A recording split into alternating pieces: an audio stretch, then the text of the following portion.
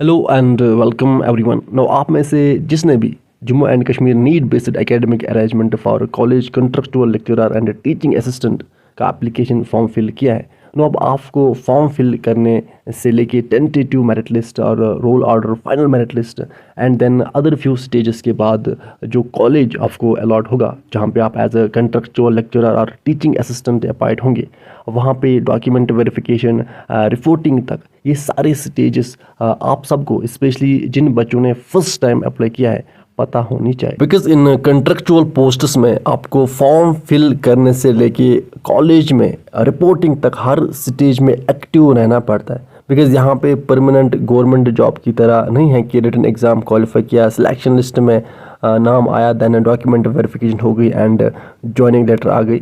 यहाँ पे आपको हर एक स्टेज में एक्टिव रहना पड़ता है। नाउ अब इस contractual lecturer and teaching assistant में कौन कौन सी स्टेजेस होती है वो मैं आपको एडवांस में ही बता के रखूँगा।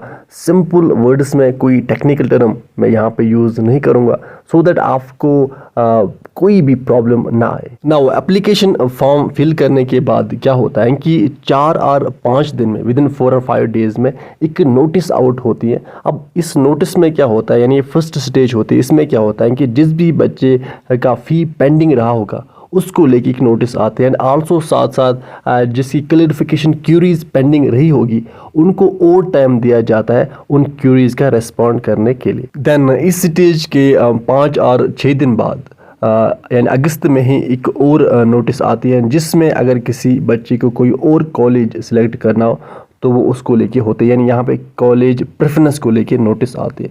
अब इसके बाद देन क्या होता है कि 4 और 5 दिन बाद यानी 4th स्टेज में एक रोल ऑर्डर और टेंटेटिव स्कोर लिस्ट आउट होता है, यानी इसको लेके एक नोटिस आती है। नाउ देन इस रोल ऑर्डर और टेंटेटिव स्कोर लिस्ट के 7 और 8 दिन बाद यानी अगस्त में ही एक यानी 5th स्टेज में एक और नोटिस आती है, जिसमें होता है कि किस कॉलेज में किस सब्जेक्ट में कितनी वैकेंसीज हैं।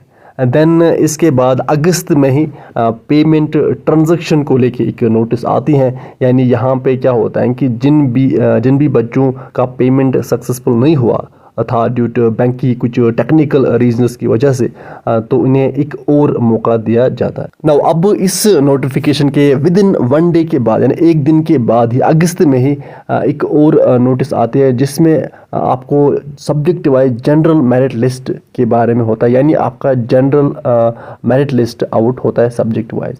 एंड इसके जस्ट 3 दिन बाद ही देन क्या होता है कि एक और नोटिस आती है, जिसमें आपको कॉलेजेस अलॉट किए जाएंगे उनके गाइडलाइंस के बारे में इंफॉर्मेशन गिवन होती है। नाउ इस नोटिस के बाद देन 2-3 दिन बाद ही एक और नोटिस आती है अगस्त में ही, जिसमें मेंशन होता है कि जम्मू एंड कश्मीर के किस कॉलेज में किस सब्जेक्ट की कितनी वैकेंसीज है। नाउ देन इस नोटिफिकेशन के बाद एक सितंबर में एक और नोटिस आती है, जिसमें उन कैंडिडेट्स का नाम होता है जिन्होंने सिलेक्शन होने के बाद अब अपनी एप्लीकेशन विड्रा की है और जिन्होंने रेस्पॉन्ड नहीं किया है ऑफर का। नाउ देन इस नोटिस के बाद यानी सितंबर में ही एक और नोटिस आती है रीअलॉटमेंट को लेके।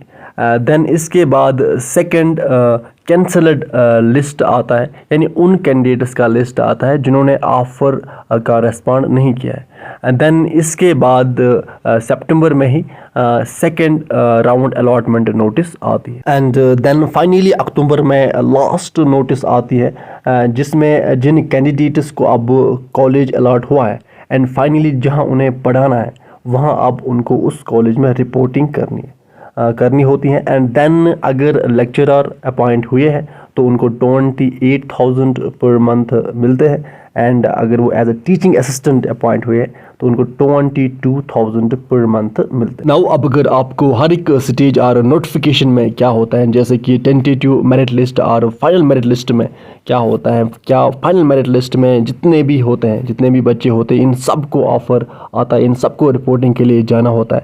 अगर आपको इन सब पे भी एक वीडियो चाहिए then just let me know in the comment section below. And हर साल जो प्रोसेस हैं वो सेम रहती है, सो दैट्स वाई आपको अब आई होप कि आपको अब ये सब कुछ पता चल गया होगा। तो विद दिस हम इस सेशन को करते हैं कंप्लीट। आप अच्छे से पढ़ाई कीजिए, अपने पेरेंट्स का ख्याल अच्छे से रखिए। Good bye.